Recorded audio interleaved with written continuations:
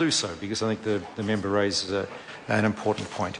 I call on government orders of the day numbers 1 to 4. Lawyers and Conveyances Amendment Bill, Committee Stage. Electronic Identity Verification Bill, Committee Stage. Identity Information Confirmation Bill, Committee Stage. Legislation Bill, Committee Stage, continued. I declare the House in committee for consideration of the Lawyers and Conveyances Amendment Bill, the Electronic Identity Verification Bill and the Identity Information Confirmation Bill, and for further consideration of the Legislation Bill. Mr. Chairman. Mr. Speaker.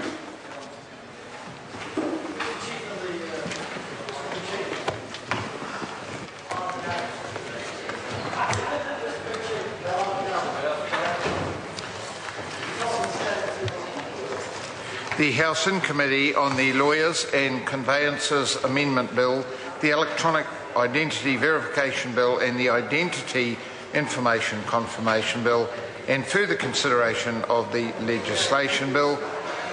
Excuse me. Excuse me. Members, we move first to the Lawyers and Conveyances Amendment Bill, and the question is that Part 1 stand part. Charles Chauvel.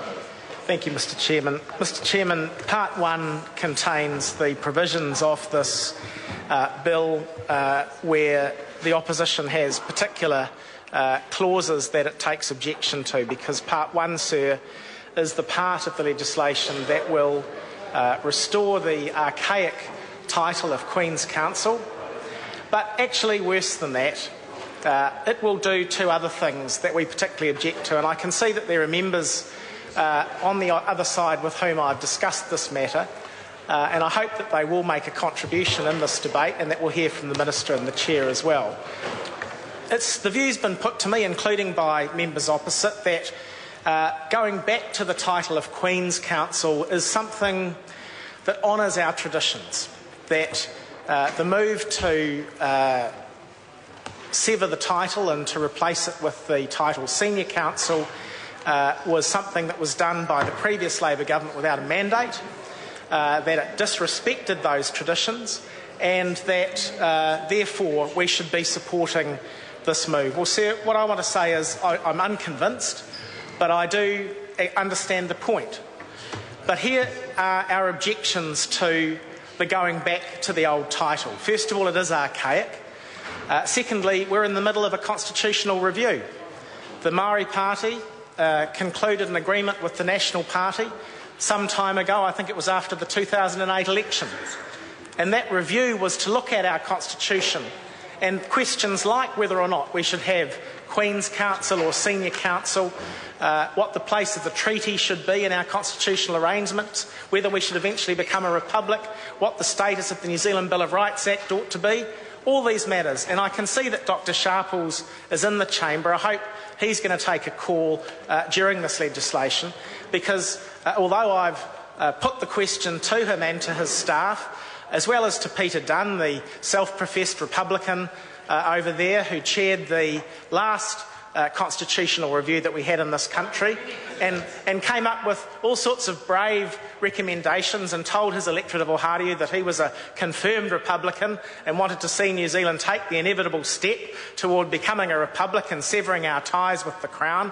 Perhaps today he's off to a dinner party or some sort of social event with the Prince, because it seems to me there is no consistency of principle amongst those people. Dr Sharples, you cannot support this legislation and be in good faith about participating in a constitutional review. This legislation is preemptive of that exercise. Mr Dunn, you can't tell people that you're a Republican on the one hand and then support this legislation restoring a royal title, a royal rank, to lawyers in New Zealand on the other.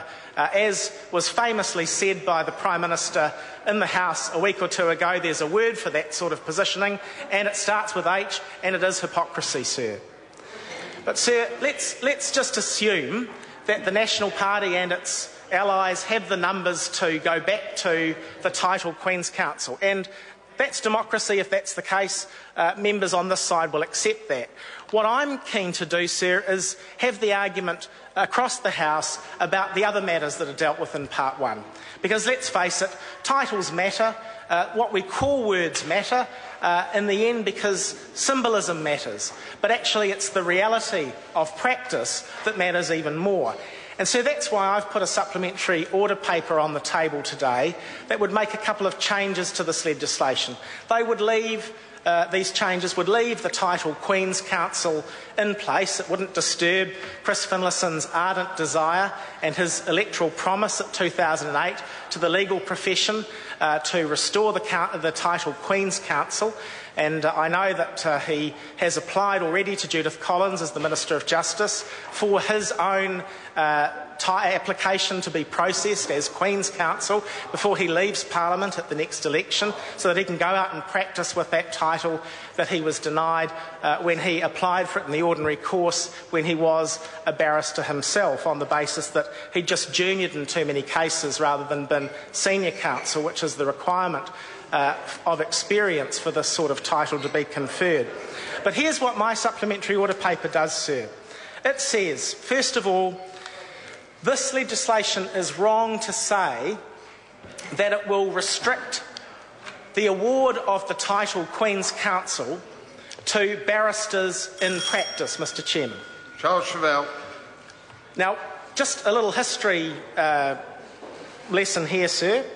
What the original legislation did is it expanded out the way in which this title could be awarded. It replaced the title Queen's Counsel with Senior Counsel, and it said instead of this archaic old rule that only barristers sole, a tiny fraction of our legal profession, could be awarded the title Queen's Counsel or Senior Counsel, basically everybody practising in the profession would be entitled to the rank if they merited it.